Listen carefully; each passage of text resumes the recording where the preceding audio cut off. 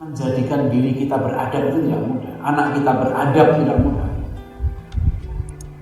Makanya dalam Al-Quran kita dikasih contoh seorang yang mendidik anaknya dengan adab, yaitu Luqmanul Hakim. Ya bunayya la tusyrik billah inna syirka la dzulmun adzim. Luqman menasihati anaknya yang pertama, jangan syirik pada Allah. Sebab syirik itu biadab. Syirik itu kurang ajar. Kurang ajar bukan pada manusia, pada Allah. Kenapa? Syirik itu menyetarakan Allah dengan makhluk. Baik menurunkan derajat Al-Khaliq ke derajat makhluk atau mengangkat makhluk ke derajat Al-Khaliq, itu musyrik. Itu syirik. Dan Allah itu paling murka kalau dosa syirik ini dibiarkan merajalela. Wa qalu takhadar rahmanu walada. Mereka menuduh Allah itu punya anak. Maka jitum syai'an idda. Dalam surat Maryam, kalian yang menuduh Allah punya anak itu telah melakukan kejahatan yang sangat besar, tuduhan yang sangat keji pada Allah. Takadus samawatu yatafattarna minhu, hampir-hampir langit pecah gara-gara tuduhan itu. Wa tanshaqqul ardi, dan bumi terbelah. Wa takhirul jibalu hadda, dan gunung-gunung runtuh. Anda aulir rahmani walada, karena mereka menuduh Allah itu punya anak. Dulu Muhammadiyah punya program memerangi TBC, takhayul, bid'ah, khurafat. Sekarang kita punya masalah yang lebih berat dari TBC, sipilis, sekularisme, pluralisme, liberalisme. Karena pluralisme ini paham syirik modern. Bagaimana tidak syirik pluralisme? Mengatakan semua agama menyembah Tuhan yang sama. Semua agama sebenarnya jalan yang sama-sama sah untuk menuju Tuhan yang sama. Each and every religion is equally valid way to God, kata mereka. Masing-masing tiap-tiap agama itu sebetulnya jalan yang berbeda-beda menuju Tuhan yang sama. Ini sekarang banyak dikembangkan di perguruan tinggi. Dibuat agama dibagi dua pada level eksoterik dan esoterik. Luarnya agama itu beda-beda, cara nyebut Tuhannya beda, cara nyembahnya beda, tapi hakikatnya katanya batinnya itu sama. Diluncurkan teori yang mereka sebut sebagai transcendent unity of religions. Saya perlu menyampaikan ini karena saya tahu beberapa profesor di Jogja maupun di berbagai tempat itu secara khusus ya, akan mengembangkan paham ini ke perguruan-perguruan tinggi. Bukan akan lagi, sudah mengembangkan. Jadi pluralisme dalam arti semua agama ini sama saja, semuanya menuju Tuhan yang sama. Kalau orang mengatakan semua agama itu sama, berarti dia mengatakan antara yang tauhid dan yang syirik itu sama.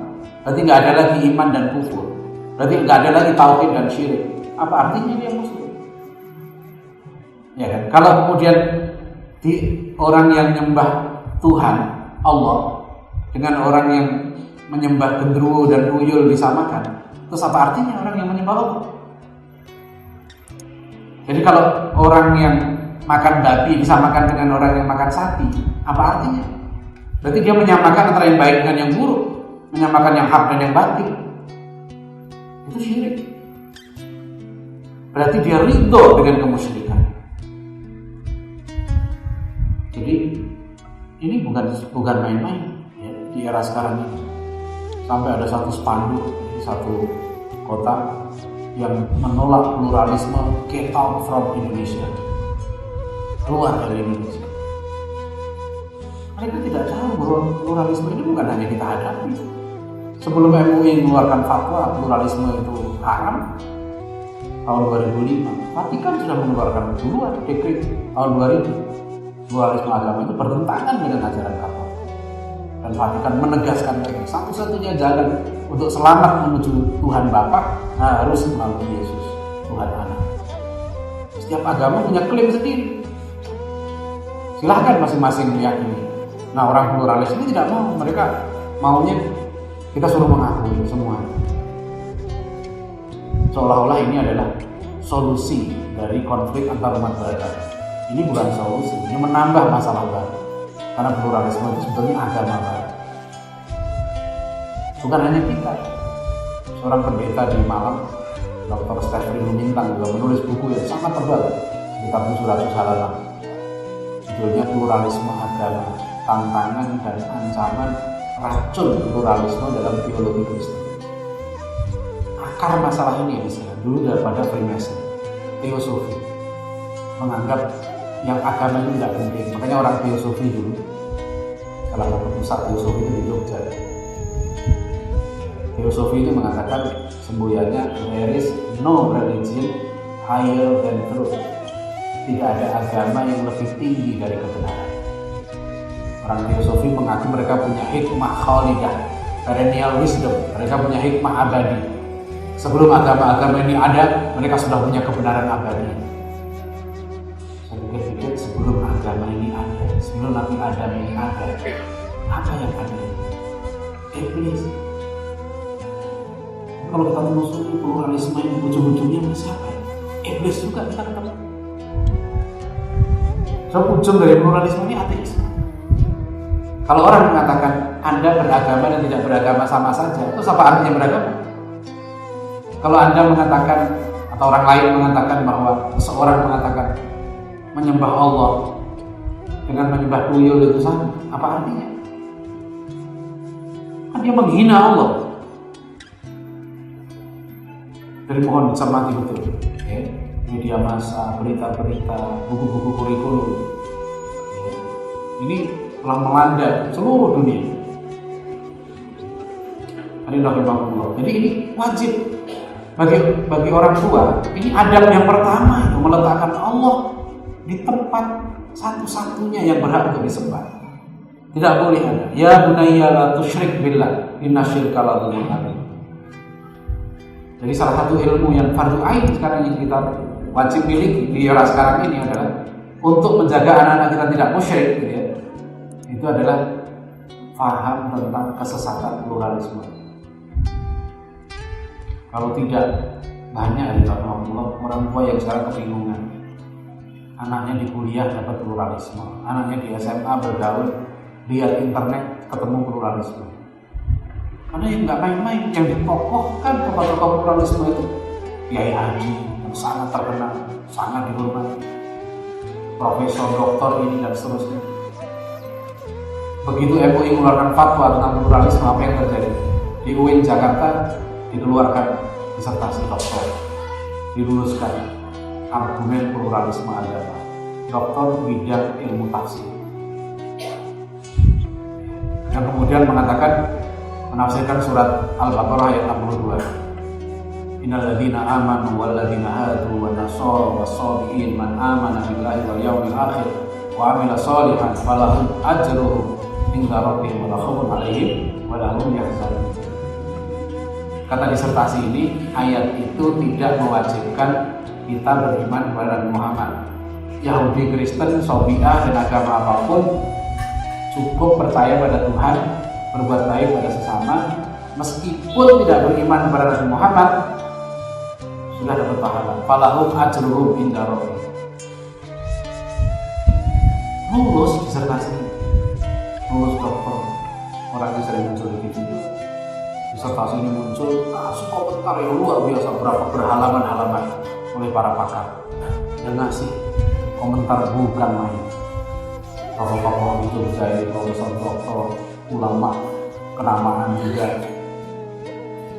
Jadi untuk menyebarkan paham yang salah, orang kerja keras, jadi doktor, nulis disertasi, ya, diterbitkan disertasinya. Tapi bagaimana mungkin orang itu dapat pahala dari Allah kalau nggak iman sama Nabi Muhammad? Ayat ini mensyaratkan 3 syarat dapat pahala itu: man amana billah, iman pada Allah, bukan percaya pada Tuhan. Harus iman pada Allah. Allah itu siapa?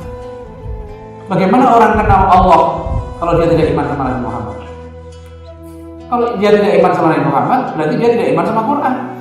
Dari mana dia kenal Allah? Allahnya orang Kristen? Bukan. Orang Kristen itu tidak ada nama Tuhan. Allah bagi orang Kristen itu sebutan untuk Tuhan, bukan nama. Itu dari al dan ilah kata mereka, Tuhan itu. Itu pun lembaga Alkitab di sini keliru, ya, menerjemahkan ilah dan Allah itu disamakan. Padahal di dalam, saya cek di dalam Bible bahasa Arab, ya, kitab Al-Muqaddas, nggak begitu. Misalnya ilahukum ilahana ilahi, tapi di Bible bahasa Indonesia diterjemahkan dengan Allahmu, Allah kita, Allahku. Salah, secara grammar aja salah. Mereka Tuhannya siapa? Nggak ada. Orang Yahudi pun tidak kenal Tuhan. Allah, nama Tuhan orang Yahudi tidak diketahui sampai sekarang. Saya pernah khusus mengambil kursus bahasa Ibrani di Sekolah Tinggi Teologi di Jakarta. Belajar sama seorang pendeta. Dan saya baru paham bahwa memang orang Yahudi itu misterius nama Tuhannya. Jadi agama Yahudi itu misteri terbesarnya adalah siapa nama Tuhan kita. Itu Yahudi. Karena 4 huruf mati dalam Ibrani. Huruf Yod, huruf Wawu, Yod, He, Wawu, He. Kalau Ibrani itu hampir sama dengan bahasa Arab. Itu Semitic language. Dulu Rasulullah SAW memerintahkan Zaid bin Thabit belajar bahasa Ibrani. Sebenarnya sekarang harus ada yang belajar bahasa Ibrani. Karena kita berhadapan dengan pemikiran-pemikiran yang hampir semua yang men-set up ini itu Yahudi. Silahkan buka webnya davidduke.com. Itu sejarawan Amerika. Webnya bagus sekali, membongkar bagaimana peran Yahudi dalam kehancuran Amerika dan dunia sekarang. Sampai siapa yang mempopulerkan sekarang seluruh dunia sekarang ini ada negara-negara barat sekarang satu persatu mengesahkan perkawinan sejenis homoseksual. Di web itu ditunjukkan satu halaman koran perkataan dari Joe Biden, wakil presiden Amerika, yang berterima kasih kepada tokoh-tokoh Yahudi telah berhasil mengubah persepsi bangsa Amerika tentang homoseksual. Yang dulunya mengutuk, melaknat homoseksual, sekarang mayoritas sudah menerima. 30 negara bagian Amerika sekarang sudah mengesahkan perkawinan sesama jenis. Di Jogja nggak mau kalah, tahun 2006 dideklarasikan Deklarasi Yogyakarta Principles, The Yogyakarta Principles. Itu mendorong negara-negara di dunia untuk mengesahkan perkawinan sama jenis. Silahkan dibuka di internet, The Yogyakarta Principles. Itu prinsip-prinsip Yogyakarta. Harusnya orang Yogyakarta protes itu. Karena kota Yogyakarta dijadikan legalisasi ya internasional untuk pengesahan perkawinan sesama jenis. Hadirin rahimakumullah, ini di dunia ini orang Yahudi melacak. Jadi Yahudi itu misterius nama Tuhan, nggak ngerti. Karena mereka ada larangan 10 Commandments. Yang nomor 3 itu jangan menyebut nama Tuhanmu sembarangan. Maka orang Yahudi itu Tuhannya tidak ada namanya. Sebutannya Adonai. My Lord, my God, Tuhanku. Makanya orang Barat sampai sekarang ikut Yahudi, tidak punya nama Tuhan. Nggak ada nama Tuhannya. Orang Barat kan nggak punya nama Tuhan. Mereka sebut God, Lord. Namanya siapa? Mereka bilang, ya apa arti sebuah nama? Oh bagi kita penting. Nama Tuhan bukan sembarangan ini. Qul innani anallah, la ilaha illa ana, fa'budni wa aqimis sholata li dzikri. Ya, katakan aku ini Allah. Maka kita punya Tuhan kita nama. Kita bersyukur karena kita nggak berdebat tentang nama Tuhan. Kaum Kristen hadirin sekalian, sampai hari ini di Indonesia masih berantem, bukan berdebat lagi. Boleh nggak orang Kristen menggunakan kata Allah? Sekarang banyak gereja-gereja muncul, sekte, sampai mereka menerbitkan Bible sendiri. Saya punya Bible mereka, Bible Translation tahun 2000, itu sudah nggak ada kata Allah lagi di situ. Bahkan di Jakarta sudah ada gereja yang mengadakan misa, mengusir roh Allah. Karena bagi mereka, Allah itu katanya Tuhannya orang Islam. Tidak boleh orang Kristen pakai. Tuhan mereka Yahweh. Nama Tuhan saja mereka berdebat. Di Bali orang Kristen menyebut Tuhannya Sang Hyang Yesus. Ya. Kemudian Bunda Maria disebut mereka sebagai Ratu Biang Maria. Kita bersyukur, nggak ada perdebatan tentang Tuhan kita Allah, sudah selesai. Bagaimana bila mereka mengatakan semua agama menyembah Tuhan yang sama? Tuhan Anda siapa? Ya, kita sudah dengan diutusnya Rasulullah itulah kita kenal Allah. Kalau kita nggak diutus Rasulullah, kita nggak tahu siapa Tuhan kita, namanya siapa. Ya kan? Tuyul dikira gendruwo, ya apa bedanya gendruwo, buto hijau, ya buto cakil, dianggap Tuhan aja. Dengan diutus Rasulullah itu kita tahu bahwa Tuhan kita Allah. Jadi kalau orang iman pada Allah, dia hanya bisa iman pada Allah dengan benar kalau iman pada Rasulullah. Yang kedua, iman pada hari akhir. Hari akhir menurut siapa? Harus melalui Rasulullah juga, karena yang memberikan penjelasan bagaimana hari akhir yang sebenarnya itu hanya melalui Rasulullah SAW, melalui Al-Quran dan hadis. Yang ketiga, amal soleh. Gimana orang bisa amal soleh kalau dia nggak iman sama Rasulullah SAW? Saya sedih waktu disertasi ini diluluskan, bahkan ditulis khusus di satu majalah di Jakarta, di satu TV juga dipromosikan. Argumen pluralisme agama ini apa?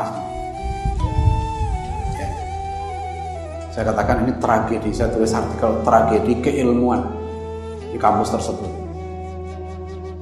Setelah kita kritik, keluar lagi disertasi lagi, satu lagi. Judulnya Satu Tuhan, Banyak Agama. Ini disertasi dokter bidang usuluddin. Satu Tuhan, banyak agama. Jadi semua agama ini sebetulnya katanya ibarat sungai-sungai yang mengalir ke laut yang sama. Ya. Semua agama ini tidak ada yang lebih tinggi satu dengan yang lain. Sudah diterbitkan disertasi ini. Judulnya juga itu, Satu Tuhan, Banyak Agama. Waktu itu saya jawab lagi, saya tulis artikel, Satu Tuhan, Satu Agama. Tuhan hanya satu Allah, dan Allah hanya pernah menurunkan satu agama kepada para nabinya, yaitu Islam. Tidak ada. Jadi lihat, hadirin sekalian, lihat di buku-buku pelajaran agama kita, anak-anak maupun sampai perguruan tinggi, itu masih ada yang menulis. Bukan masih ada lagi, banyak yang menulis. Agama Islam pembawanya Nabi Muhammad, kitabnya Al-Quran. Agama Kristen pembawanya Nabi Isa, kitabnya Injil. Agama Yahudi pembawanya Nabi Musa, kitabnya Taurat. Ini ngawur. Kapan Nabi Isa membawa agama Kristen? Makanya Syekhul Islam Ibnu Taimiyah menulis kitab yang sangat tebal. Ya, beliau beri judul Al-Jawabus Shahih Liman Baddala Dinal Masih. Jawaban yang benar terhadap orang-orang yang mengubah agama Al-Masih. Ad-Dinul Masih itu ad-dinul tauhid, itu dinul Islam. Milah Ibrahim wa Musa itu dinul tauhid. Bukan Yahudi yang sekarang ini Judaisme itu diambil dari nama Yehuda, saudaranya Yusuf. Tokoh Yahudi, Yehudaism atau Judah, kerajaan Israel kuno. Judaism dari itu, bukan dari agamanya Nabi Musa. Mereka lah yang menyimpangkan agama tauhidnya Nabi Musa. Kalau mereka ikut agamanya Nabi Musa, pasti mereka sudah iman sama Nabi Muhammad. Kalau mereka iman sama Nabi Musa, sholatnya sama dengan kita. Karena sholat kita ini sholat semua Nabi. Sebelum Isra Mi'raj, Rasulullah menjadi imam dari semua arwah para Nabi waktu itu. Dan sholatnya sama dengan kita. Sholat kita ini sholat semua Nabi. Yang tidak sholat seperti kita, berarti salah. Dia menyimpang dari ajaran Nabi. Ini harus kita tegaskan. Hanya satu jalan menuju Allah yang sah setelah diutusnya Nabi Muhammad SAW. Bukan banyak jalan, satu jalan, yaitu jalan syariat Nabi Muhammad SAW. Karena sifat syariat Nabi Muhammad itu nasikhah, menghapus syariat Nabi sebelumnya. Ini akidah kita, keyakinan kita. Keluar buku diterjemahkan dalam bahasa Indonesia dari Profesor Charles Kimball. What? Judulnya itu When Religion Becomes Evil. Ketika agama menjadi jahat. When religion Terjemahkan dalam bahasa Indonesia menjadi kalau agama menjadi bencana. Apa ciri-ciri agama jahat kata profesor ini? Ciri yang pertama adalah kalau agama itu punya absolute truth claim. Kalau agama itu punya keyakinan dirinya sendiri yang benar, itu evil religion, agama jahat. Kalau ingin tahu sekarang silahkan dialog dengan para mahasiswa yang sekarang studi Islam. Apakah mereka punya keyakinan seperti ini? Saya menjumpai banyak mahasiswa yang belajar kasihan. Ada yang belajar sampai tamat bingung. Nggak tahu di mana letaknya Islam dan agama lain. Dia kebingungan. Kalau seorang muslim dia nggak usah bingung. Inna dina indallahil Islam wa may yabtaghi ghairal islami dinan fala yuqbala minhu wa huwa fil akhirati minal khasirin. Barang siapa yang mencari ad-din selain Islam, tidak akan diterima oleh Allah. Fala yuqbala minhu wa huwa fil akhirati minal khasirin. Ini salah satu ilmu fardhu ain. Saya udah beberapa orang tua kasihan, anaknya kuliah, tahu-tahu kena penyakit pluralisme. Ada satu yang akhirnya malah meninggalkan ibunya, rela kawin dengan orang agama lain. Dan di Indonesia ini luar biasa, liberalisasi nggak kayak di luar. Di sini misalnya kawin antar agama itu bukan hanya faham, ada panitianya yang mengawin-ngawinkan pasangan beda agama. Jadi sekalian silahkan datang ke CRCS, minta CD yang disebarkan oleh CRCS. Salah satunya tentang nikah beda agama yang dilakukan di satu pesantren putri di Yogyakarta. Ya, di situ ada ijab qabul di video itu, ya, di film itu. Si perempuannya muslimah kawin dengan laki-laki Katolik. Ya, kemudian kiai yang di Jogja ini salaman dengan si laki-laki yang Katolik itu. Ya, aku nikahkan kamu dengan Hani Martia Farhani, nama si perempuan ini, dengan mas kawin sekian tunai. Nah, terus si Katolik ini jawab, aku terima nikahnya Hani dengan mas kawin sekian tunai. Nah, terus yang hadir di situ sah, terus mendoakan. Itu ada di Jogja. Ya, saya nggak tahu nih, sudah dinasehati belum Pak Kiai ini. Ini mungkar. Dan kita nggak boleh mendiamkan kemungkaran. Harus kita beritahu bahwa itu mungkar. Kalau kita mendiamkan kemungkaran yang ada di sekeliling kita, Allah berhak menurunkan azab. Di masa Rasulullah SAW pernah Rasulullah ngasih tahu kampung itu sedang diazab oleh Allah. Kemudian sahabat bertanya, ya Rasulullah, di kampung itu banyak orang soleh yang ibadahnya seperti Nabi. Rasulullah mengatakan mereka tidak peduli dengan kemungkaran. Sampai Syekhul Islam Ibnu Taimiyah menulis bab khusus tentang amar ma'ruf nahi munkar. Imam Al-Ghazali pun dalam Ihya Ulumuddin menempatkan kitab khusus amar ma'ruf nahi munkar. Dan dikatakan ini menentukan hidup dan matinya umat Islam. Jadi kalau kita mendiamkan kemungkaran yang sangat dahsyat ini, kemusyrikan ini. Jadi kalau dulu TBC saja jadi masalah, sekarang sipilis harus lebih masalah lagi. Sekularisme, pluralisme, liberalisme. Jangan didiamkan. Ini menentukan sekali eksistensi umat Islam di satu tempat. Hadirin rahimakumullah, ini dari tantangan ilmu di sini. Kemudian yang kedua, ya, ilmu-ilmu yang fardhu ain lagi menurut pendapat saya ini sekarang kita wajib sebagai orang tua ini tahu. Di samping ilmu akidah yang sudah biasa kita pelajari, kita harus tahu tantangan modern. Tadi pluralisme, tentang hak asasi manusia. Mohon difahami betul, karena saya punya mahasiswa sudah lulus doktor manajer Nasution, salah satu anggota Komnas HAM sekarang, dan nulis disertasi khusus tentang pendidikan HAM di Indonesia. Dan dia teliti betul pendidikan HAM di Indonesia ini, mulai dari SMP sampai perguruan tinggi, betul-betul bertentangan dengan ajaran Islam, bahkan bisa mengarah pada pemurtadan. Karena terlalu menentukan hak asasi manusia, tapi tidak bicara tentang hukukullah, hak-hak Allah. Orang sekarang bicara tentang korupsi, ribut korupsi karena merampas hak rakyat, hak orang lain. Tapi orang syirik merampas hak Allah untuk diibadahi satu-satunya didiamkan. Jadi kalau merampas hak manusia dipersoalkan, tapi merampas hak Tuhan, hukukullah, bukan hanya hukukul ibad, ya, itu dibiarkan. Jadi human right, kesetaraan gender.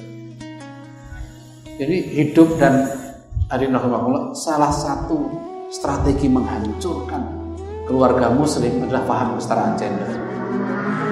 Karena struktur keluarga muslim di mana istri harus taat pada suami itu sekarang dihancurkan dengan konsep equality, equal. Ini jantung, mereka tahu di mana jantung kekuatan umat Islam. Ya. Jadi kita berusaha keras untuk menggagalkan rancangan undang-undang kesetaraan gender. Sampai sekarang alhamdulillah di DPR undang-undang itu masih stuck, belum bisa maju. Ya. Kami dari MIUMI sudah mengumpulkan sekitar 10.000 tanda tangan, 10.000 lembar pernyataan. Setiap orang buat satu lembar pernyataan dari berbagai daerah di Indonesia. Kita sudah serahkan ke DPR waktu itu. Nih, dan kita bawa pakar-pakar dari IPB, dari UNMU Jakarta, dokter-dokter perempuan yang menjelaskan pada anggota DPR. Di Barat sendiri, paham ini telah menyulitkan mereka. Orang-orang Barat sekarang di Jerman segala macam orang nggak mau punya anak mereka. Pertumbuhan penduduknya sudah minus. Jerman itu sudah minus 1,7%. Yang mati lebih banyak daripada yang lahir. Bangsa-bangsa Eropa, bangsa Barat itu lama-lama punah. Karena perempuannya nggak mau melahirkan lagi. Ini yang jadi masalah. Sekarang bingung pemerintah kita tentang bonus demografi. Saya pikir, kenapa kok bingung? Kita banyak pulau kosong, kaya raya. Saya sudah di Papua, saya pernah masuk satu pulau kosong itu, masya Allah, banyak rusanya. Jadi kalau orang dilepas ke situ aja hidup, misalnya. Daripada malas-malasan di pinggir jalan, ya kan? Apa namanya, ongkang-ongkang, nggak jelas gitu, udah. Ambilin aja, taruh di pulau, hidup insya Allah. Kasih singkong selama 1 bulan, sama alat pancing, udah selesai. Saya pernah ke Pulau Kera di NTT, kecil pulaunya, itu suku Baju, hidup. Mereka hidup di pulau yang sederhana itu hidup. Pulaunya luasnya nggak sampai 1 km persegi. Banyak pulau-pulau kita, yang dihuni itu nggak sampai 5.000. Kita punya pulau 17.000. Allah yang wajib itu kita jangan meninggalkan generasi yang lemah.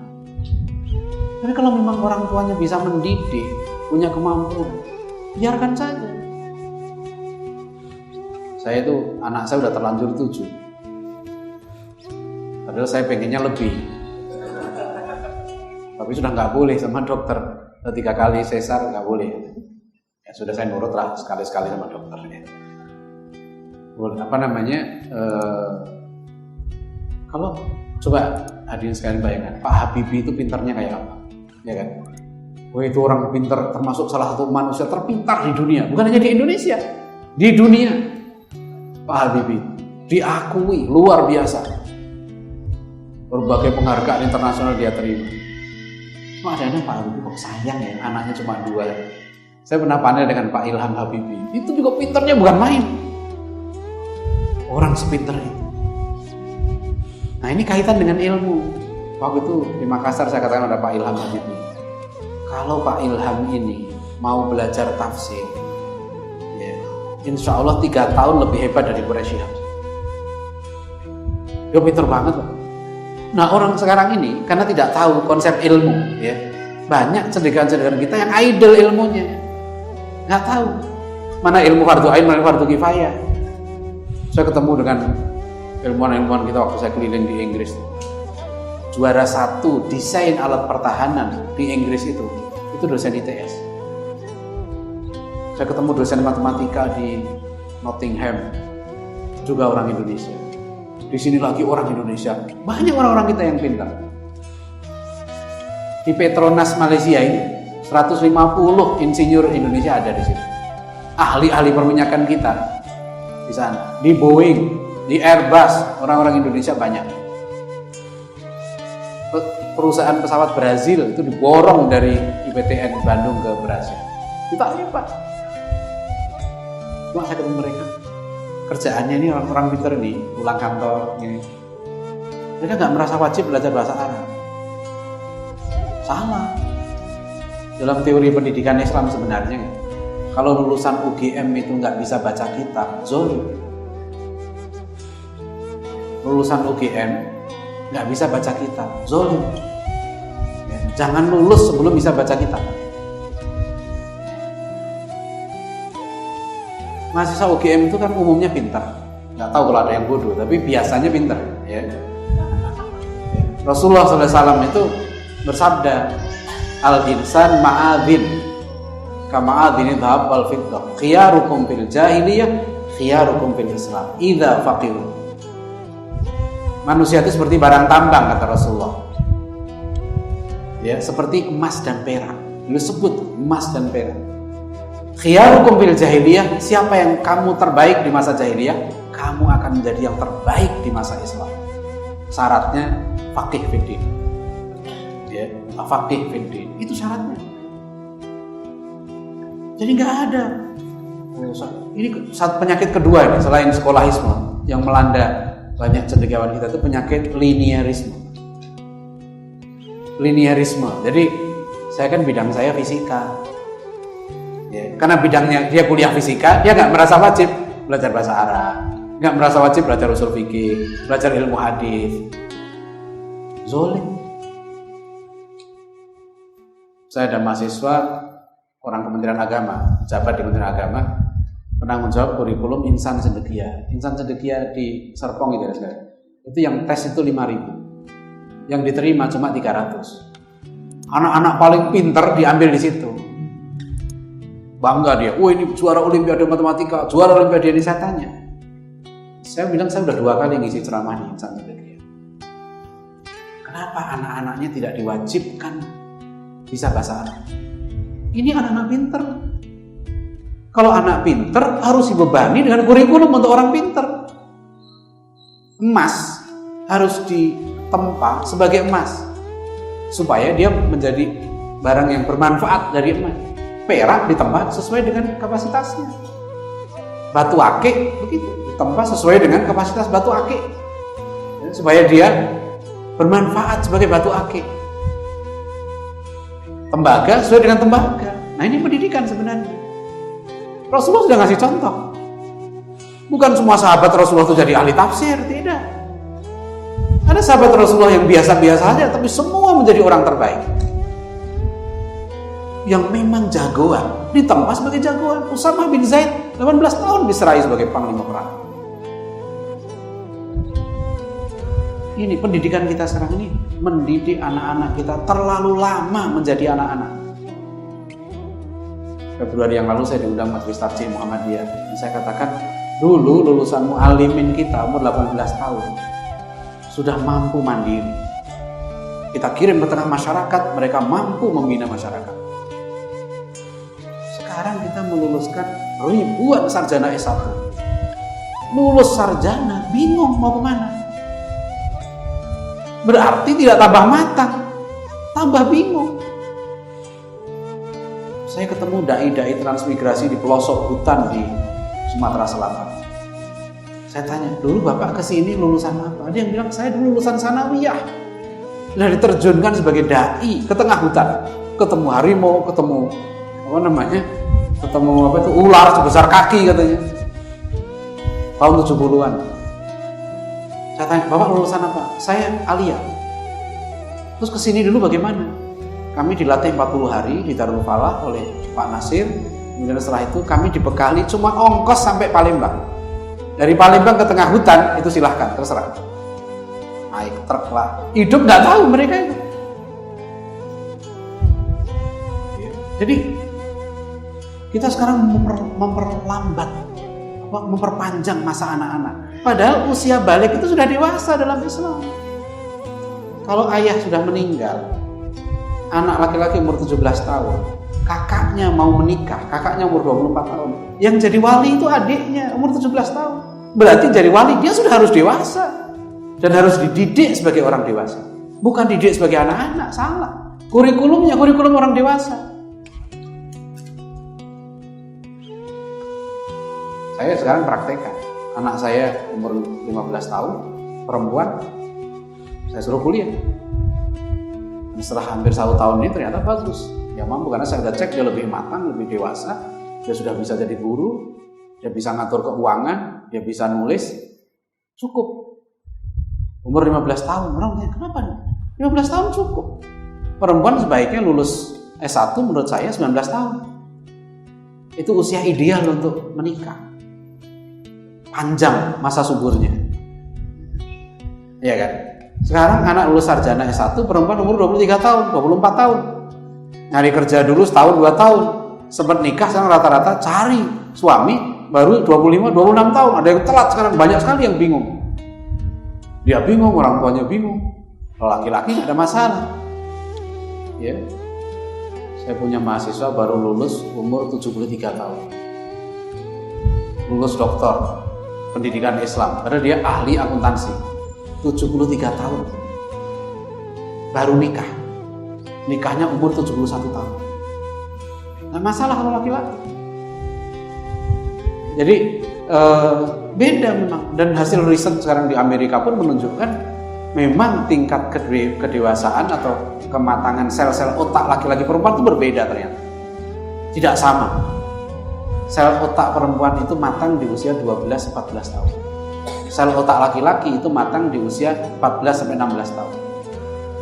Nah mestinya sekarang kita kalau mendidik anak-anak kita tahu di mana potensi masing-masing. Apa dia emas, apa dia perak, apa dia batu akik, apa dia tembaga, harus tahu. Itu maksudnya ya, adab di dalam Islam. Hikmah. Walaqad ataina Luqmanal hikmah. Wajiban kita. Jadi kita ini harus mencari ilmu ini, tantangannya sekarang berat. Ya. Jadi yang kita memang sebetulnya pintar, fokus menurut saya ke ilmu yang kalau fardu ain insya Allah mungkin sudah banyak. Fardu ain pun sekarang ini tantangannya berat sekali. Tapi yang fardu kifayah, yang terakhir saya ingin sampaikan, fardu kifayah ini ilmu yang terkait dengan ketahanan umat Islam, eksistensi masyarakat Islam. Maka ilmu fardu kifayah itu tidak diwajibkan pada semua muslim, tapi wajib ada di kalangan muslim dalam jumlah yang mencukupi. Wajib adanya dokter kandungan, wajib. Ya. Kalau jumlahnya kurang masih dosa. Dokter kandungan perempuan harus cukup. Ya, ahli hacker, sekarang lagi perang jihad, ya kan? Kita nggak punya ahli hacker, dosa semua gitu.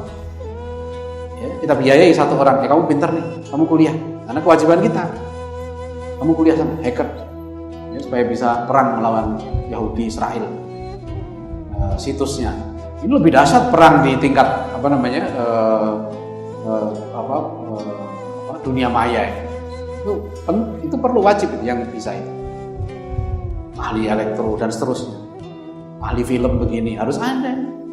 Mereka kalau nggak ada dosa semua kita ini, harus ada. Cuma sekarang coba perhatikan ya, waktu mau kuliah ini orang rebutan ilmu fardu kifayah, tapi tujuannya bukan untuk ketahanan umat, tujuannya untuk cari duit. Jurusan yang paling membuat cepat kaya apa? Nah itu yang diserbu dulu. Ya. Anak saya kasih tahu, kita wajib jihad. Sofan ka'annahum bunyanun marsus. Allah suka hambanya yang berjuang di jalannya dalam bentuk soft. Soft seperti satu bangunan. Bangunan itu apa? Beda-beda fungsinya. Saya bilang ke anak saya nomor 1, oke, kamu ngambil ekonomi syariah. Tapi dulu dari pesantren, dari kantor, sekarang masuk IPB, gak apa-apa. Tapi kamu nanti wajib ngambil ilmu ini. Anak saya nomor 3, dia suka, kamu ambil apa? Saya bilang, kamu ambil sejarah. Karena jarang orang yang mau jihad di bidang sejarah. Kamu kuasai sejarah. Itu kan dia suka juga, ya sudah.